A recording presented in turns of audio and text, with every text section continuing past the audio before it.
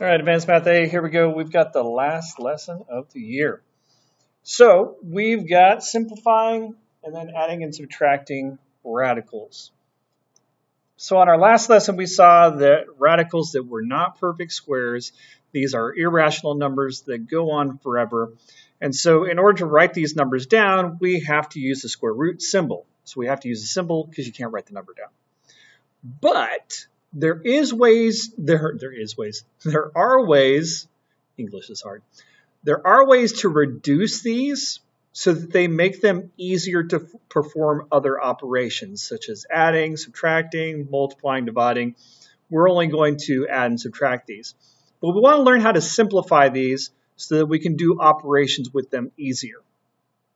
So we know that the square root of 20, we can call that root 20 or the square root of 20, means the number multiplied by itself that equals 20. So the number that when multiplied by itself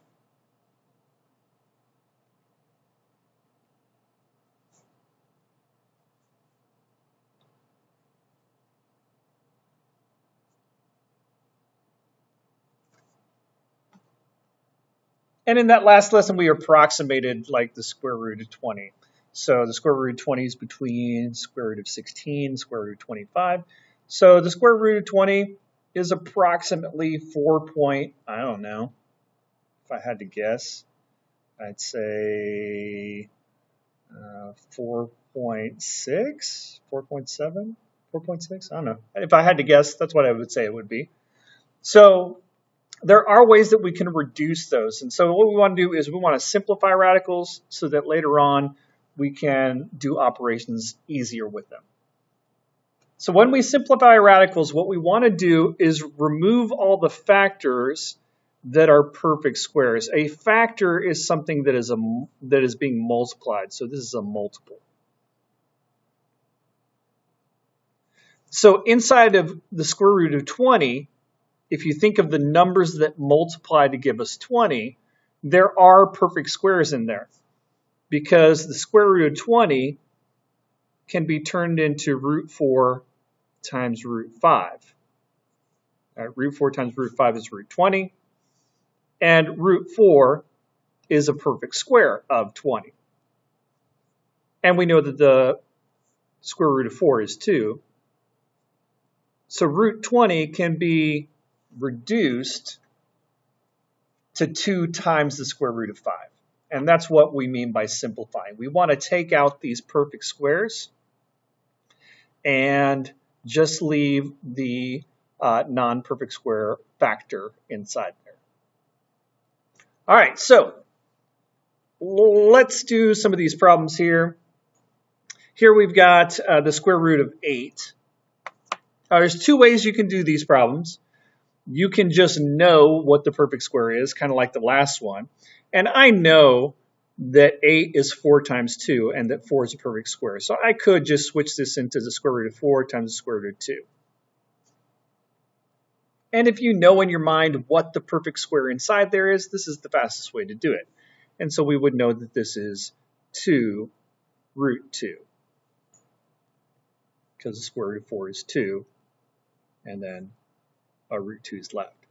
Now, if you don't know what the perfect square in it is inside of root 8, what the perfect factor is, what you can do is take the square root of 8 and find the factors of it. So make a factor tree.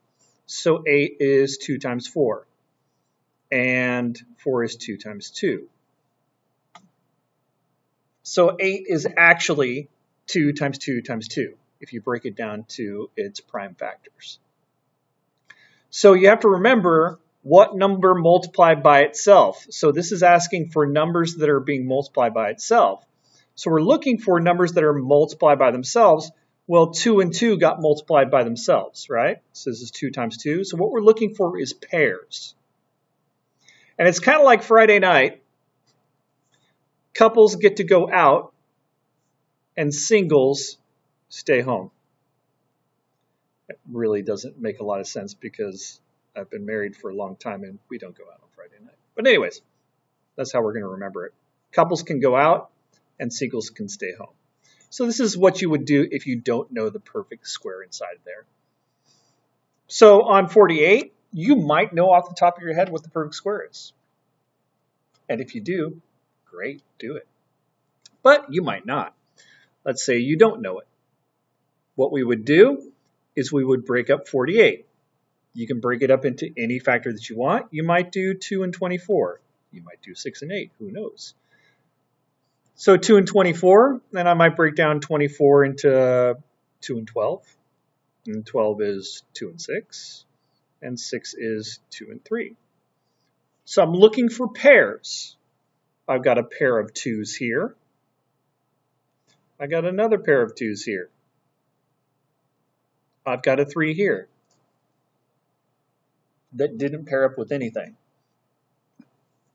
So remember, couples go out. So this 2 goes out. Now all of these are factors, which means they're multiples. So when I take out this 2 and then take out this other 2, I'm going to take out 2 times 2. So this first 2 is from this pair. This second 2 is from this pair. And then I have a 3 that didn't pair up. That's a single that stays home. So this final answer would be 4 root 3. Now, if you knew your multiples really well, you would know that 48 is 16 times 3. So if you knew your multiples really well, you just say, oh, this is 48, 16 times 3, and 16 is a perfect square. That's a perfect square of 4. So you get 4 times root 3, which is what we got here. So if you know your perfect squares, you can do it like that. I would suggest doing it like this, especially when we get to larger numbers like 136. So maybe you know what the perfect square of 136 is. Great, if you know which perfect square in there. So we want to reduce it, because I can't think of it off the top of my head. So this is 2. Since this is an even number, 2 has to go into it. And 2 would go in there, what, 68 times? Yep. All right. And so then 68 is 2 times 34. And 34 is 2 times 17. All right. There's the prime factors of 136. 136 is 2 times 2 times 2 times 17. So I'm looking for pairs. I've got a pair of 2s. And then I have a 2 and a 17 left over. What about the 34, you might be asking? Well, the 34 became 2 and 17.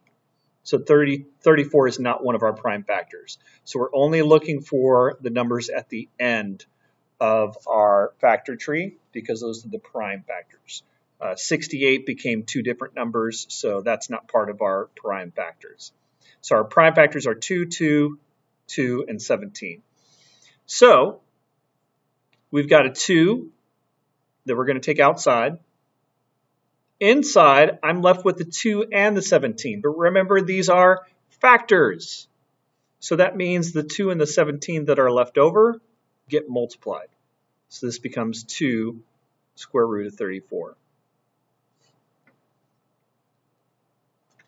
Now, if you knew your multiples really well, you would have known that this is root 4 times root 34, which is 2 root 34.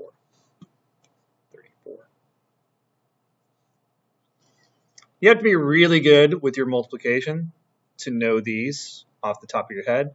I would suggest doing this method down here. All right, what if we had coefficients? Those are numbers out front.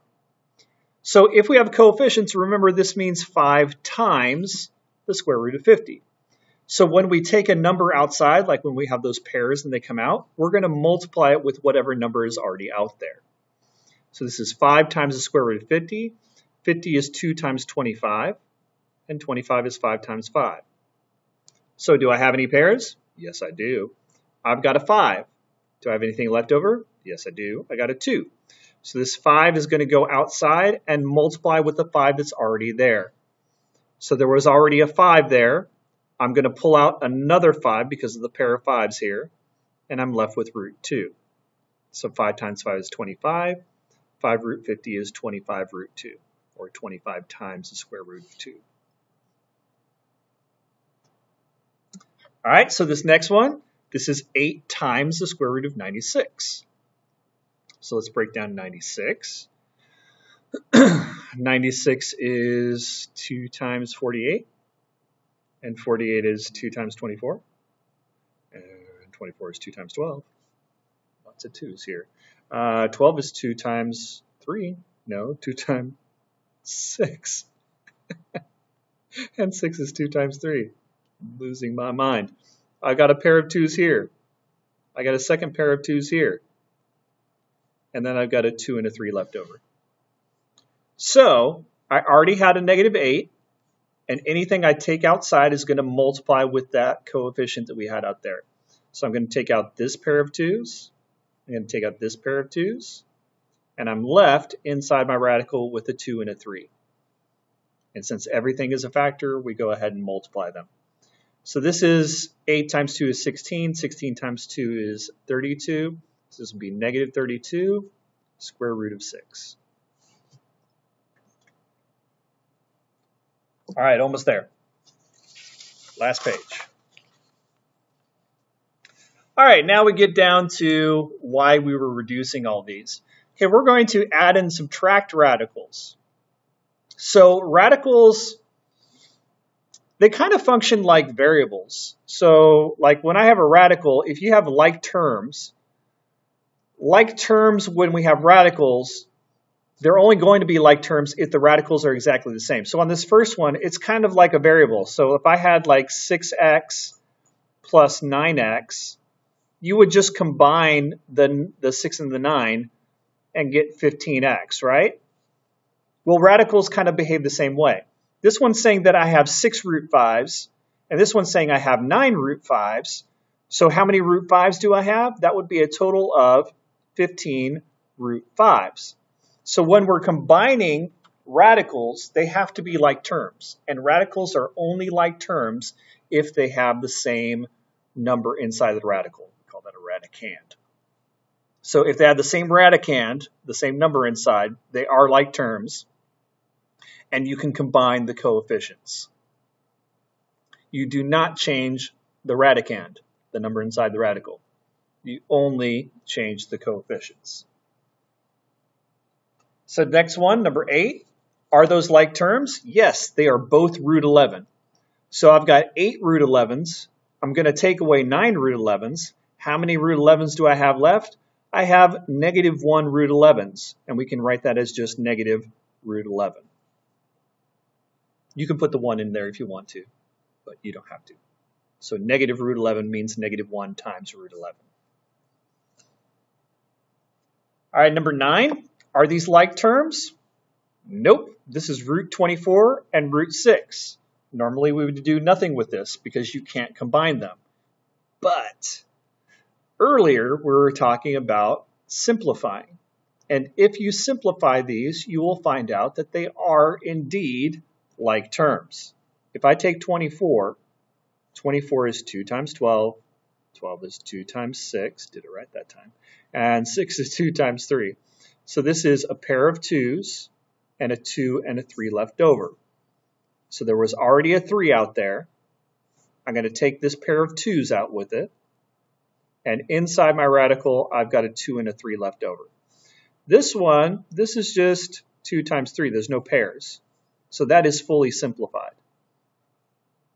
All right, let's simplify this part right here. This is going to give me 3 times 2 is 6. 2 times 3 is 6. So I've got 6 root 6 plus root 6. So I have 6 root 6's, and I'm going to add 1 more root 6. That means my final answer is going to be 7 root 6's. Or 7 times the square root of 6.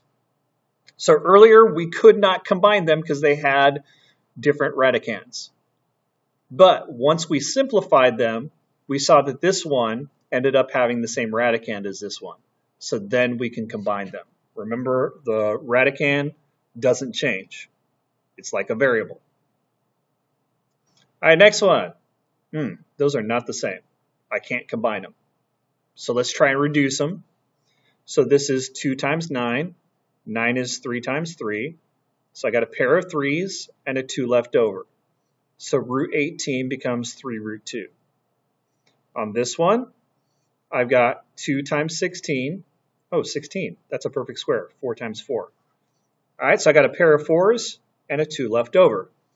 So this ends up becoming 4 root 2. Now they're terms because they both have a root 2. So I've got 3 root 2's. I'm going to add, oh, this is subtracting. Sorry. I got 3 root 2's. I'm going to take away 4 root 2's. That means I'm left with -1 root 2's. All right, last one. None of these are like terms, so I have to reduce all of them. Let's do this one. 2 times 40. 40 is 2 times 20. 20 is 2 times 10. 10 is 2 times 5. I got this pair of 2's. I've got this pair of 2's. So that's going to be 2 times 2 root 5. Let's look at the next one. This is 2 times 34. This is 2 times 17. I've got a pair of 2's and a 17 left over. So this is going to be 2 root 17. This one here, this is 3 times 15. And 15 is 3 times 5. I've got a pair of 3's and a 5 left over. Now there was already a -3 out front as our coefficient. So when I pull out this 3, I'm going to multiply by another 3, and I have root 5 left over. All right, let's simplify all these. So this one becomes 4 root 5. This one is already simplified. This one simplified becomes -9 root 5. So the only like terms are these two. Those are the only two that can combine because they both have a radicand of 5.